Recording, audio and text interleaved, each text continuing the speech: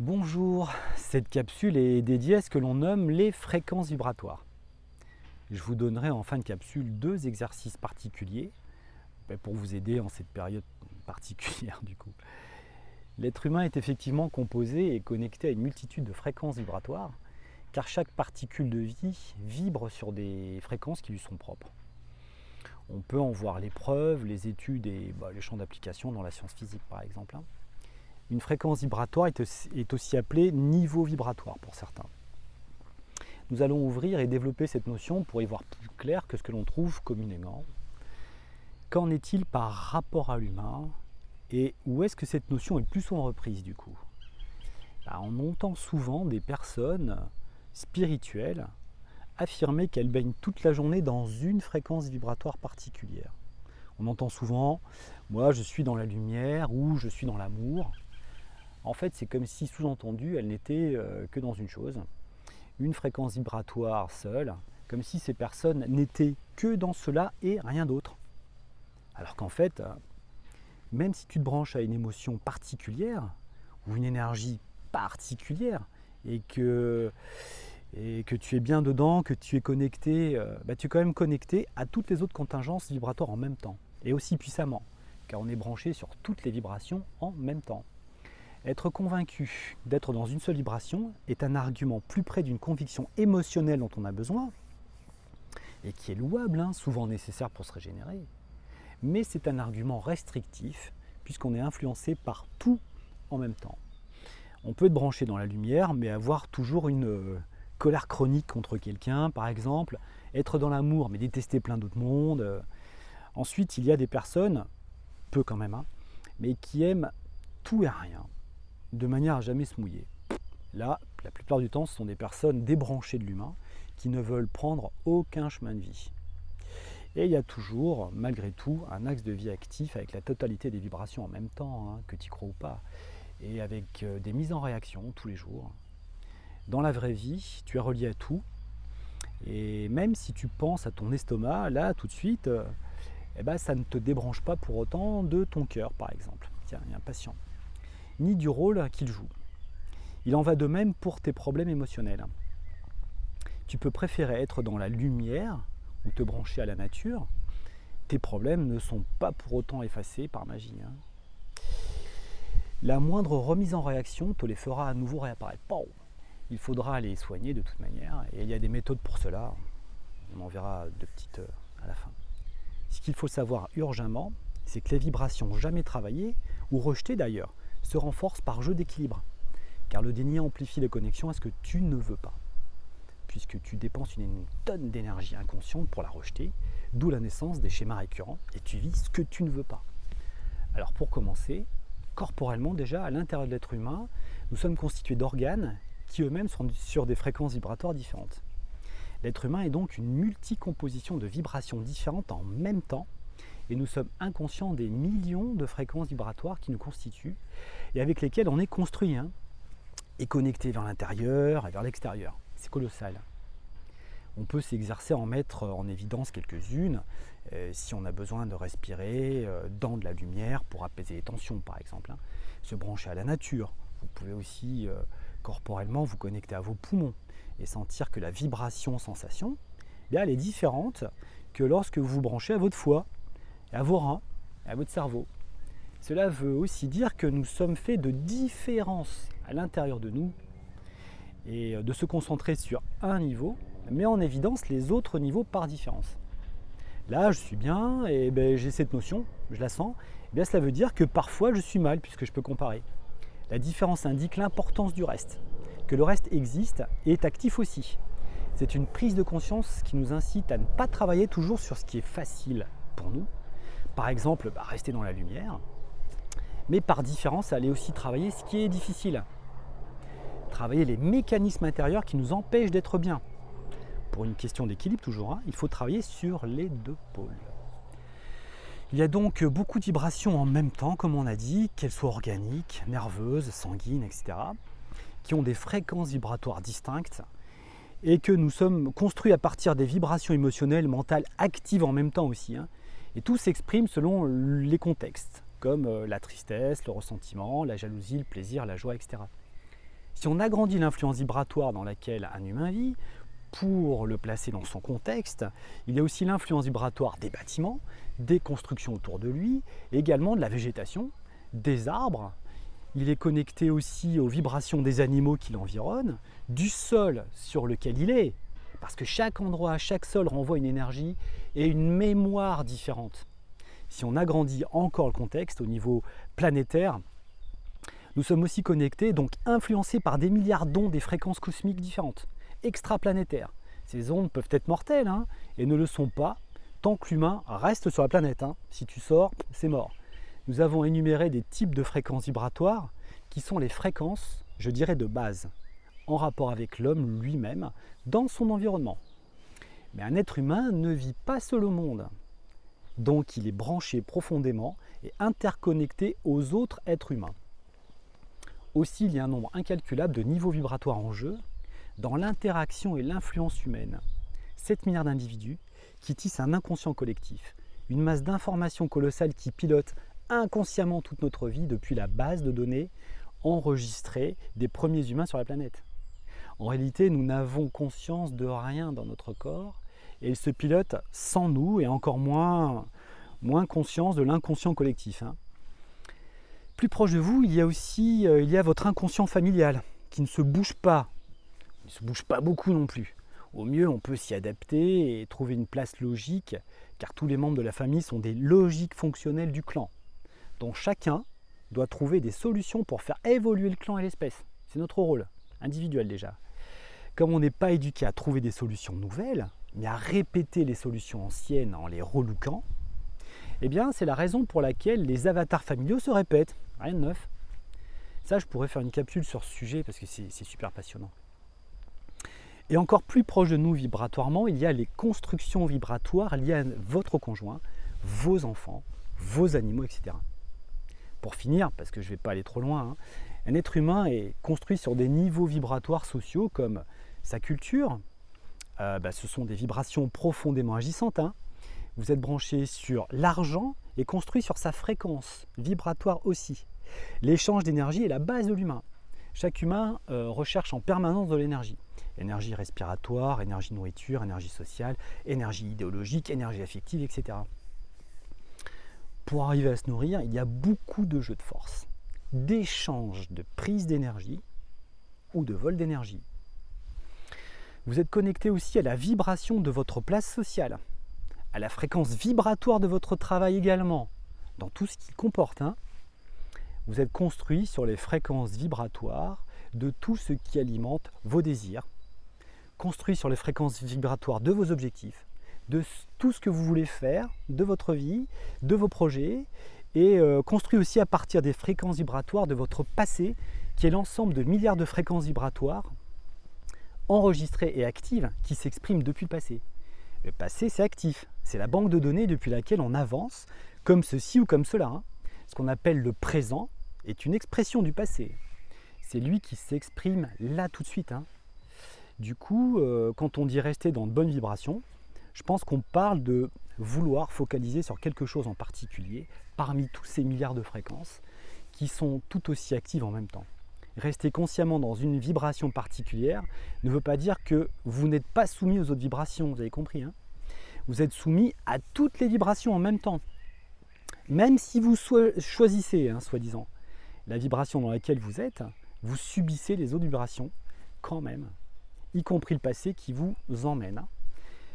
Peut-être choisissez-vous la lumière parce que la réalité est trop dure à admettre. Peut-être que vous choisissez la lumière parce que votre passé est trop lourd. Moi, quand on me dit j'ai faim, cela veut dire qu'on manque d'énergie. Il y a un manque qui déclenche un besoin. De la même manière, quand on prône être dans la lumière, c'est qu'on en manque tout le temps de lumière. En cabinet, je le vois souvent ce phénomène. Quand des personnes veulent être toujours dans la vibration d'amour, par exemple, c'est qu'elles sont en manque profondément et la seule possibilité, c'est qu'elles se branchent incessamment à cette vibration pour ne pas sombrer. C'est souvent par défaut, c'est un réflexe utile de survie, c'est normal comme fonctionnement, c'est une mesure pour combler le besoin, une carence, un vide. Après, sur cette base, c'est d'aller voir ce qu'il y a derrière, c'est intéressant ça. Et comment cette personne peut se nourrir de cet amour, par exemple. et d'aller voir les conditions intérieures qui en empêchent. Comme des côtés des spots qu'on a, contrôlants. Oui, ce sont des sujets qui reviennent souvent dans mes cours et stages. Et le problème n'est pas d'être dans la lumière, c'est plutôt de savoir ce qui merde derrière la lumière. Les deux explorations sont nécessaires, la lumière et ce qu'il y a derrière. Et oui, entre parenthèses, pour répondre à plein de questions sur moi, je médite avec des méthodes identiques aux vôtres, j'en suis sûr, et avec des méthodes que vous n'utilisez probablement pas, peut-être que si, mais qui consistent à aller chercher de l'information utile pour l'humain, utile au quotidien dans la vraie vie, quoi. Et j'ai été formé à des techniques énergétiques et ésotériques dès l'âge de 11 ans. J'ai un parcours. Bref, j'ai une histoire de vie. Je ne suis pas qu'un type dans une vidéo. Mais il y a un sacré tri à faire dans tous ces dogmes anciens, car le ciel est mis en avant comme solution, le divin, la terre est mise en avant, tout ce que tu veux, mais jamais l'humain. À part qu'il a un problème d'ego, cet humain. Et patati, patata. 2000 ans qu'on essaie de lui enlever son ego ou de le purifier, mais ça ne marche pas. Le concept est-il vrai déjà? Et pourquoi ce concept n'est pas un autre? Quelle est la structure sociale de l'époque? Les croyances de l'époque? À quoi c'est relié tout ça? Beaucoup pensent que les niveaux vibratoires aussi sont comme de la grenadine qui se répand dans l'eau et ainsi contamine les autres plans. Mais c'est puéril ça, car en fait les différentes vibrations sont toutes sur des fréquences différentes. Elles ne sont pas de même nature, donc les vibrations ne sont pas homogènes. On peut influencer les vibrations plus proches, oui, mais pas celles qui ont des propriétés différentes ou celles dont on n'a même pas accès ni conscience, quoi. Si vous voulez par exemple résoudre des problèmes de densité corporelle, c'est au niveau du corps que cela se passe. Si vous manquez d'activité physique, il faut aller sur la vibration de l'activité physique. Et faire du sport, y penser ou méditer ne sert à rien, mais ça vous le savez. Méditer a une autre grande place, importante, mais sur son plan. La densité des fréquences vibratoires corporelles fait peur à pas mal de monde, j'ai l'impression, parce qu'on n'est pas éduqué à considérer que toutes les réalités convergent sur l'humain. Les plus hautes fréquences convergent sur l'humain. L'humain a le pouvoir de muter ses fréquences. La fatigue et la déception de gérer l'humain, certainement, conduit vers des stratégies classiques d'évitement, de fuite vers autre chose que l'humain. Mais aujourd'hui, l'humain a plus besoin que jamais de retrouver sa place au cœur de ce qu'on est, de nos vies, de nos préoccupations. La vie devient péjorative parce que c'est dur de s'en sortir, de trouver de nouvelles solutions à des problèmes constants. Nous souffrons d'une fatigue, de mensonges spirituels, politiques, et en même temps, pour beaucoup, nous générons une sorte d'espoir curieux d'être sauvés par une conscience cosmique, ce qui amplifie le refus de la matière d'autant plus, quoi. La conscience cosmique et humaine, mais c'est toi. Et ayant déserté ces vibrations-là, du coup, d'autres y commandent à tous les étages à notre place. D'autres exemples, si vous voulez rétablir la santé sociale, il faut aller travailler sur la vibration sociale pour déplacer l'énergie sociale. Connaître les sujets sociaux, médicaux, qui fait quoi dedans et pourquoi. Pour le compte de quoi? Quel est le but? Qui industrialise? Parce qu'on est dans un conflit mondial quand même, donc d'industrialisation. Depuis le canapé à regarder BFM TV, ça ne marche pas. Attendre qu'on t'informe, ce n'est pas la bonne vibration. Et va chercher l'information en dehors de ce qu'on te vend, creuse, prends le temps. C'est pas compliqué. La majorité des problèmes de base sont dus à deux phénomènes. Que tu sois une personne sympa ou pas, il ne change rien. Parce que notre cerveau marche avec des règles précises dont on ne se rend pas compte. On n'apprend pas ça à l'école, sauf dans des écoles spécialisées pour s'en servir à des fins publicitaires, donc commerciales, militaires pour les conditionnements, sportives pour les préparations aux compétitions à la performance aussi, en politique et dans le milieu médical, thérapeutique si vous préférez. Physiologiquement, nous sommes donc conditionnés cérébralement à laisser rentrer les concepts les plus faciles, ceux qui nous demandent le moins d'énergie. Typiquement, nous subissons ce qu'on appelle des biais d'autorité. C'est un réflexe, c'est pas une question d'intelligence. Par exemple, un maître spirituel dit qu'il faut méditer dans la lumière car elle dissout tous les problèmes en général. Eh ben, tout le monde va suivre sans se poser la question de savoir si c'est vrai, un peu ou pas, efficace ou pas. Parce que le maître, il sait. C'est très agréable cette pensée, basée sur le fait qu'il représente une autorité en la matière. Il y a une croyance à obéir à papa, le guide, le maître, tout ça, ça fait partie de la même chose. Parce qu'on ne remet pas en question en fait. Quand on n'a pas d'argument, on est soumis à un biais d'autorité. Il y a le coup du traditionnel aussi, par exemple. Si c'est traditionnel, alors c'est que c'est vrai. Ben oui et non. Depuis des siècles, rien n'a bougé. On est encore à l'ère féodale dans nos concepts. Mais on peut garder ce qui marche de la tradition et enlever la tonne de choses qui ne marchent pas dedans. Hein.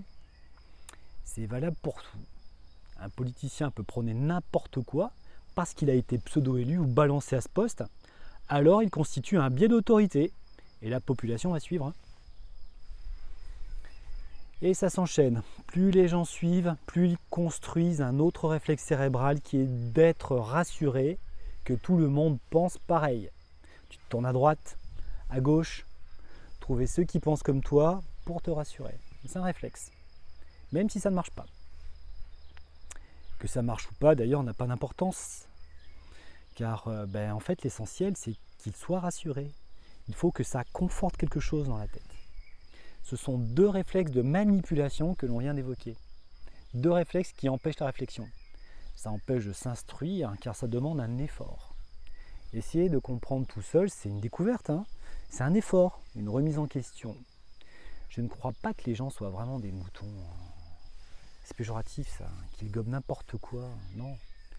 Je pense qu'ils ne sont pas au courant de comment ils fonctionnent. Ils ignorent ces biais cognitifs par exemple, hein, quels sont les moteurs profonds et peu de gens sont au courant de comment fonctionne le cerveau du coup. Chaque fréquence vibratoire a son plan. Pour revenir à ça, hein, le plan de l'hypnose du Covid-19 est articulé par des mécanismes précis. On peut sortir du biais cognitif, donc de l'acceptation réflexe. Pour cela, allez regarder comment cette pandémie est possible. Par quel tour de passe-passe de prestidigitateur elle peut se propager psychologiquement et physiquement. À qui profite le problème? Qu'est-ce qu'il cache vraiment? Vous croyez vraiment que c'est parce qu'un Chinois a mangé un pangolin qu'il y a tous ces problèmes au niveau mondial? Nous souffrons de pangolisme. Non. Je pense qu'on est vibratoirement hypnotisé dans une vibration du pangolin dans laquelle le problème n'est pas un. Allez, on se ressaisit. Pourquoi laisser tomber l'être humain? Notre pouvoir de réflexion et de décision au profit de croyances spirituelles et politiques délétères, c'est pas possible ça. C'est vous les êtres humains. On peut réfléchir à ce qui se passe vraiment. Déjà pour nous-mêmes et puis pour la suite, hein, les enfants, on leur donne quoi? On leur transmet nos maladies psychiques, nos croyances, tout ce qui est inutile en nous, tout ce qui est vide. Bon allez, on peut méditer pour se régénérer, oui. Faire du sport pour rester en forme nerveuse et immunitaire, hein, ça c'est important. On peut manger correctement aussi. S'instruire en allant chercher les points de vue différents sur un sujet. Ce sont les bases. Donc les propositions que je peux vous donner en traitement maison sont simples. Hein. Ce que je vous propose pour améliorer votre santé physique et psychique et relever vos défenses immunitaires sans matériel, c'est de vous connecter à vos organes. Vous concentrer avec tranquillité sur chacun de vos organes, un par un.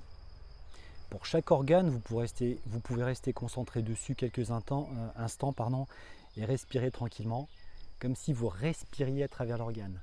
Au mieux, vous avez la sensation parce que vous êtes habitué. Au pire, vous pouvez visualiser cette respiration si vous débutez. Chaque fois que vous restez concentré en respirant, vous activez un peu plus l'échange énergétique de l'organe. Par exemple, je me branche sur mon poumon gauche, je prends le temps de ressentir sa place et je respire tranquillement quelques instants en profitant de cette présence. 30 secondes par exemple. Puis je change d'organe et ainsi de suite. N'oubliez pas le cerveau ni les organes génitaux. Cet exercice est indispensable car ce procédé met de la cohérence dans vos organes. La cohérence ramène à la santé. Ensuite, deuxièmement, demandez-vous comment entretenir ces organes pour ne plus tomber malade. Vous avez trouvé, hein? Mes poumons étaient faibles, alors il faut que je respire. Mes intestins étaient chamboulés, il faut que je mange moins de cochonneries. Ma tête est dans un étau, je me sens fatigué. Il faut que je scotche moins sur mon écran toute la journée, hein. Sur l'ordi, sur le téléphone, on peut le poser plusieurs heures, hein. Ensuite, on peut faire la même chose avec la crise actuelle. 1. Je prends le temps de l'observer.